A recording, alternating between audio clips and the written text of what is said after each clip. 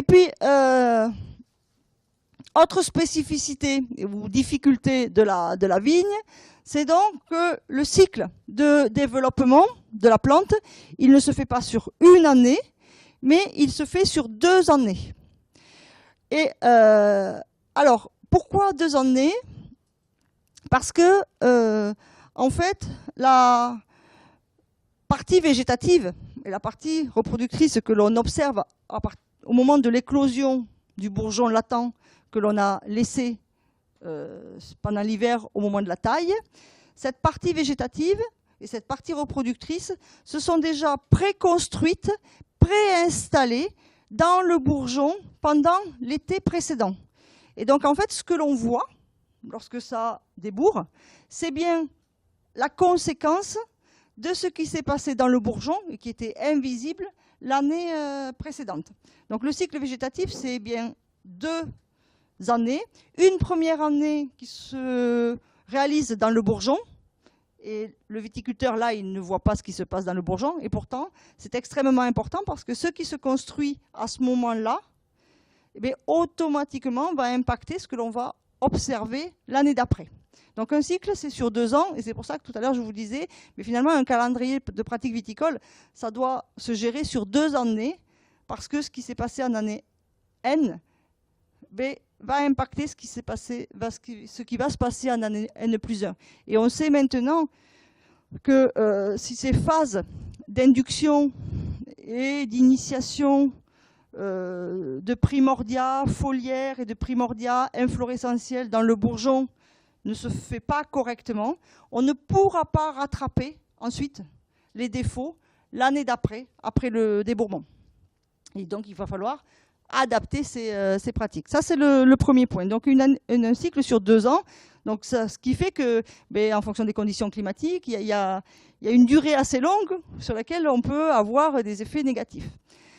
Le deuxième point, c'est qu'il y a une superposition entre ce qu'on appelle le cycle végétatif, c'est-à-dire qui concerne le développement des organes végétatifs, donc des rameaux, des feuilles, et le cycle reproducteur, c'est-à-dire ce qui concerne le développement des grappes et des inflorescences. En fait, pendant la période hivernale, donc la vigne où le viticulteur n'observe rien, mais par contre, dans la plante, il se passe des choses. Déjà, ce n'est pas une période où il ne se passe rien. Il se passe des choses extrêmement importantes, que l'on verra un peu plus en détail tout à l'heure, et qui vont permettre au bourgeon d'éclore. Ça, c'est le premier point. Puis ce bourgeon va éclore, et puis on va donc voir apparaître les premières feuilles. Donc développement du rameau et des premières feuilles. Et puis en parallèle, sur ce rameau, il va y avoir des bourgeons qui vont commencer à se développer. Et ces bourgeons vont commencer à s'organiser pour l'année suivante. Et puis en face de ces bourgeons, on va avoir les inflorescences et les futures grappes. Donc les inflorescences, d'abord la formation de la grappe, des boutons floraux, puis la floraison, la véraison et la maturation. Donc en fait, on a ces 2 cycles reproducteurs et végétatifs qui fonctionnent en même temps, mais qui sont concurrents pour les assimilats, pour les sucres, pour l'azote et pour l'eau. Et le problème, c'est que c'est de la concurrence, mais que les deux ne jouent pas forcément dans la même cour, puisque, comme je vous ai dit tout à l'heure, la vigne étant une liane, ça va être la partie végétative qui va être prioritaire. Et donc, pour la distribution des assimilats, les rameaux et les feuilles vont être alimentés en priorité. Et seulement si il reste des assimilats, ça va être orienté vers les grappes, ou les futures grappes, et vers le bourgeon pour l'année suivante. Donc lorsque vous avez un défaut de fonctionnement physiologique, les premiers organes qui vont être impactés, ce sont les inflorescences et les baies de l'année. Puis ensuite, ce seront les bourgeons pour l'année suivante. Et en dernier lieu, les feuilles. Donc ça signifie que si vous observez des syndromes de défauts physiologiques sur les feuilles, je ne parle pas là ni de maladie ni de carence, mais des défauts, des défauts physiologiques, ça veut dire que les autres organes, c'est-à-dire les grappes et les futurs bourgeons, ont déjà été impactés. Donc ça veut dire que votre rendement de l'année, ainsi que le rendement de l'année suivante, est déjà impacté. Et ça, bien évidemment, ça pose des problèmes parce que c'est déjà 2 années de récolte. Donc une compétition, une superposition et une compétition. Le deuxième point, c'est que si le cycle végétatif, c'est-à-dire la formation des rameaux, la formation des feuilles, peut se faire seul, parce que la vigne est une liane, encore une fois, avec ses capacités de multiplication végétative, le développement des organes reproducteurs, lui, est dépendant de la présence de feuilles. Vous ne pouvez pas avoir de formation de grappes, de formation de baies et même de formation de construction du bourgeon si vous n'avez pas suffisamment de feuilles pour pouvoir assurer tout ce développement. Donc, d'une part, il y a une compétition, mais le cycle reproducteur est dépendant du cycle végétatif. Ce qui, bien évidemment, ensuite, est très impactant pour la récolte. Alors, la taille va pouvoir permettre, au regard de ce qui s'est passé l'année précédente, d'essayer d'améliorer, d'essayer de limiter les effets négatifs de l'absence ou du défaut de fonctionnement de la partie végétative. Et puis il y a un troisième point qui, là, concerne plutôt la chronologie, aussi bien pour le cycle végétatif que pour le cycle reproducteur.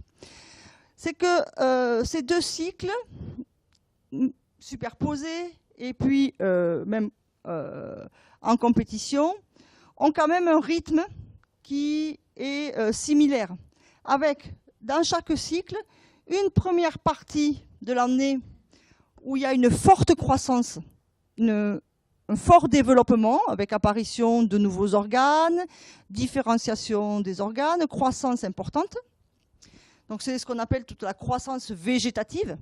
Et pendant cette période-là, eh bien, parce qu'il y a de la forte croissance, il y a des besoins énergétiques qui sont importants.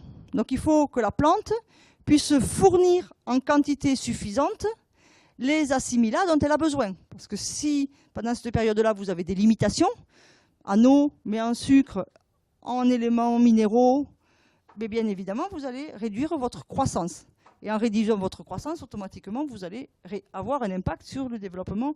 Donc une première période, donc au début du printemps, pendant le début de l'été, pendant toute cette croissance végétative, où les besoins nutritionnels de la plante sont extrêmement importants. Et donc il faut que les pratiques viticoles soient adaptées à ces besoins, de manière à permettre à la souche d'avoir une surface foliaire active et suffisante. Et puis, il y a une deuxième période, ensuite, après fin juillet, début août, ça dépend au moment de la chute de l'apex, au moment de l'arrêt de croissance, où là, le métabolisme de la plante bascule et change totalement.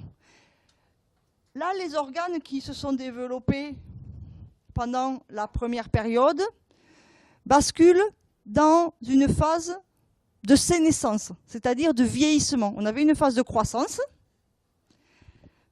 c'est-à-dire une phase juvénile, d'adolescent, puis une phase adulte, mais qui est relativement courte chez la vigne, et puis ensuite, après l'ahoutement, au moment de l'ahoutement, au moment de la mise en réserve, au moment de la véraison, le métabolisme de la plante change totalement, et là, on va s'orienter vers un mécanisme donc, de sénescence, c'est-à-dire de vieillissement cellulaire, naturel. Ce vieillissement cellulaire qui va permettre aux fruits de mûrir, ça c'est ce qui nous intéresse, et qui, pour la partie végétative, va permettre de la mise en réserve, de la préparation pour la période de l'année suivante. Et cette phase de mise en réserve est essentielle, bien évidemment, parce que c'est elle qui va conditionner ensuite la reprise végétative l'année d'après. Et donc ce qui se passe en fin de saison, pendant la phase de maturation du fruit, voire après la récolte, est quelque chose qui est essentiel parce que ça va conditionner ensuite le début du printemps. Et là également, c'est un aspect que le viticulteur a du mal à maîtriser. Pour plusieurs raisons. D'une part, parce qu'on n'a pas forcément des outils faciles pour pouvoir donner des indications sur la bonne mise en réserve, sur le bon ahoutement. Ça, c'est le premier point. Et puis, un autre point, qui est peut-être un point un peu plus pratico-pratique, mais qui est important, c'est-à-dire qu'après la récolte, il a moins de temps à consacrer à sa vigne, il est plus dans son chai, et de ce fait, on a l'impression que c'est finalement secondaire. Et pour autant, c'est essentiel, et maintenant on en est persuadé. Et donc, la gestion de la taille, la gestion du choix des bois, la gestion de la quantité des bois, doit être faite également au regard de la qualité de cet ahoutement. Parce que déjà, vous n'allez pas choisir des bois qui sont pas bien ahoutés, qui n'ont pas de bonnes réserves. Vous allez également, en fonction de cette qualité d'ahoutement, de cette potentialité de réserve pour l'année d'après, réfléchir ou adapter à votre charge. Donc tous ces aspects-là, physiologiques, également vont servir d'outils de réflexion ensuite à la pratique de la taille.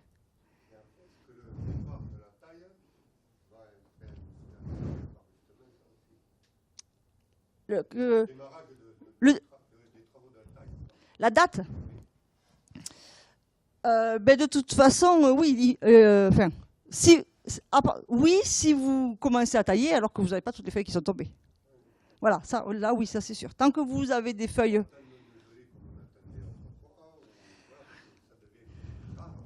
Oui, alors là, c'est pour un autre problème. C'est que les températures froides ont une action sur la levée de dormance. Et donc, on préconise de tailler après la levée de dormance, de manière à ce que ensuite tous les bourgeons aient pu récupérer leur capacité de débourrement. Voilà. Après, quand il y a eu la gelée, on est sûr qu'il n'y a plus aucune feuille fonctionnelle. Et donc, de ce fait, on est sûr qu'on est arrivé au maximum de ce qui peut se passer en termes de mise en réserve et d'ahoutement.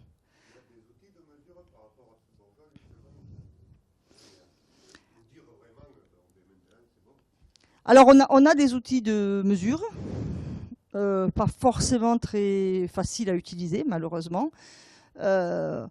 On a démontré que, par exemple, la quantité d'amidon dans le bourgeon était un bon indicateur de sa capacité de débourrement. Donc, des dosages d'amidon, mais c'est encore à compléter parce qu'on on a fini un travail de thèse là-dessus spécifiquement et on n'a que sur quelques cépages, donc il faut ça. On a des capacités pour pouvoir estimer la fertilité des bourgeons par de la dissection, par du bouturage, etc.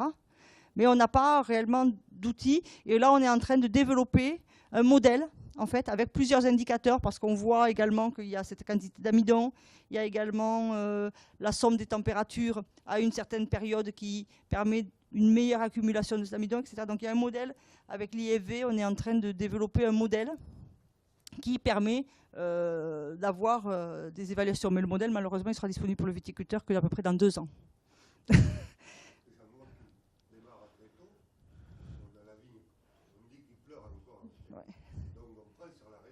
Ah oui, oui, là c'est sûr.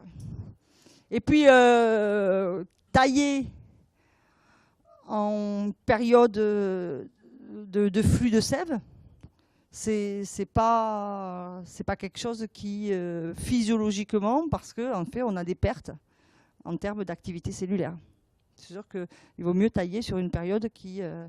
Après, en effet, les conditions climatiques actuelles font qu'on a de plus en plus de mal à commencer à tailler tôt. Et quand on a des grosses quantités à tailler et qu'on n'a que 2 mois pour tailler parce que les feuilles elles sont tombées que fin décembre, c'est compliqué.